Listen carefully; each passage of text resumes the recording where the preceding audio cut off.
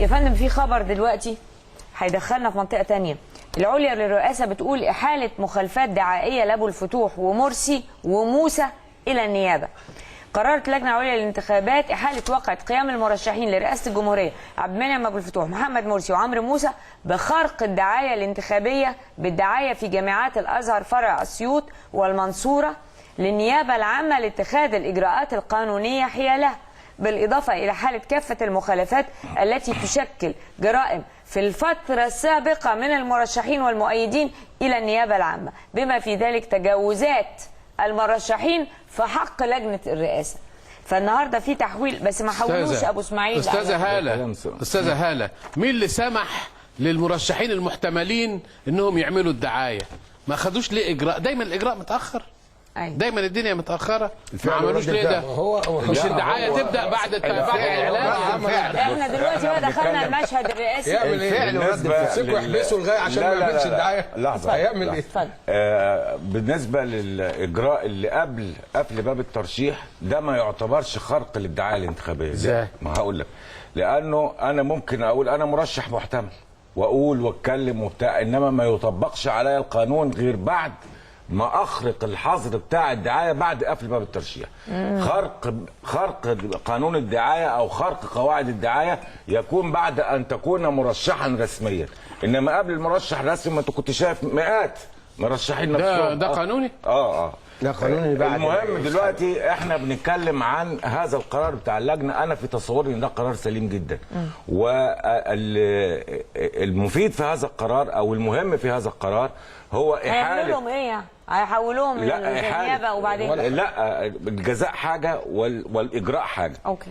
انما الاجراء سليم طبعا، خاصه في المرشحين الذين وقعوا في جرائم جنائيه من جراء تقديم اوراق مزوره او اقرارات مزوره او توكيلات مزوره. ما او تحولوش اهو. لا، اللجنه ملزمه بان تحولهم يا أستاذ، وملزمه بان تعلن عن اسباب هذا التحويل. يا استاذ علاء، الخبر اللي اتقال دلوقتي ان اللي تحولوا فيه هو الدعايه، يعني ترك التجريم بتاع الدعايه وجرائم اخرى جرت. مفيش. ما هم قالوا يا فندم على الدعايه يا دكتور. لا، قالوا على الدعايه وقالوا على حاجه ثانيه. تجاوزات وجرائم. ده نيه، ده لسه نيه. لكن اللي حولوا النهارده اللي هو في اسيوط. لا، احنا سمعنا تصريحات يعني ان هم الجرائم الجنائيه اللي تمت اثناء تقديم جرائم في الفتره السابقه من المرشحين، ما قالوهاش ليه بقى؟ لا، ما هي دي لازم يعلن عنها بوضوح. ما احنا عارفين هي ايه بوضوح. بس الكذب والفشل. هل تعتقد يا استاذ علاء هو احنا كده ونافعين؟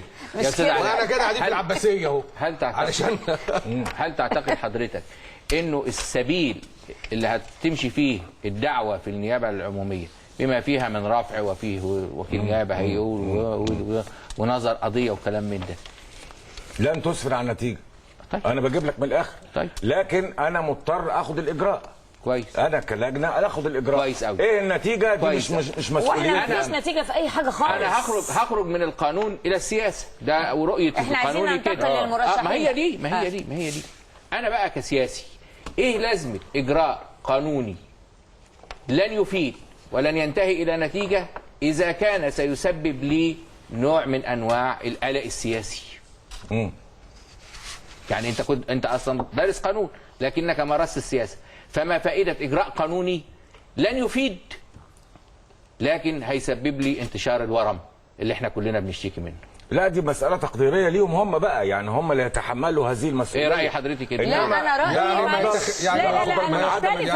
يعني ما ياخدش إجراء خالص. لا حضرتك لابد من احترام سيادة القانون. لو هنبتدي نجيب أسباب حتى عشان انتشار الورم ومش الورم والملائمه وبلاش نعاقب ابو اسماعيل، لان حضرتك قصدك كده لان المؤيدين بتوعه هينزلوا ويولعوا الشارع. لا، لازم في قانون في مصر ولازم احترام للقانون، وهو ده السبيل الوحيد ان البلد دي تقف على رجليها. يعني سعادتك رجعتي تاني لو القانون سياده القانون اتطبقت لازم كله هنقف للي احنا عنده. لا، انا السؤال بتاعي مستنيين ايه؟ انا السؤال بتاعي اعمق من كده. انا كان نفسي ان الاستاذ علاء بيه يقوم بهذا الدور، فحضرتك قمتي بهذا الدور كويس قوي. زي ما انا حصنت قرارات اللجنه بالماده 28 ما عملتش ليه من الاول ماده تضمن لي ان انا اعاقب وان انا اقر سياده القانون؟ زعيم الاغلبيه بالشورى بيقول في الاخبار بكره الذين يطالبون بتعديل الماده 28 يريدون هدم انتخابات الرئاسه. يا سلام يا سلام، ده حاجه تخض والله العظيم. يعني اهو بيدافع عن التحصين الماده 28. يعني انا اذا كان في ايدي ان انا اعمل ماده زي 28 ما عملتش 29 ليه؟ ان انا اعاقب اللي يخطئ في بان اشطبه من الانتخابات. لا، هي الماده 28 طبعا ماده مهترئه وتتعارض مع الماده 21. رد على رئيس مجلس الشورى علاء. لا طبعا كلام خطا وكلام ما هو في هيئه لجنه اداريه لا تخضع للقضاء. لا هو وبيقول لك ايوه هتهدم. بس في نقطه عايز اوضحها بحكايه ورونا ده الاخبار يعني افتح على الصفحه بحالها. ايوه اللجنه الاداريه نصر على حق بيقولوا ان دي لجنه قضائيه وفقا للاعلان ولانه تشكيلها كله من قضاء. انا عايز ارد على لو رئيس نادي السيارات لا. هو المستشار مقبل شاكر رئيس النقد بقى نادي السيارات هيئه قضائيه اكتر من كده. عايز اقول لك على حاجه اكتر من كده. مجلس القضاء الاعلى مجلس القضاء الاعلى كله قضاة وكله مستشارين. مجلس القضاء الاعلى ومع وكله تشكيل قضاء ومع ذلك قراراته اداريه وتخضع للطعن امام محكمه القضاء الاداري طبعا. ومجلس القضاء الاعلى ليس اقل شأنا من اللجنه العليا للانتخابات. نيجي بقى لموضوع الترشيحات. الرئاسه احنا مين؟ انا حمدين صباحي حمدين صباحي طبعا.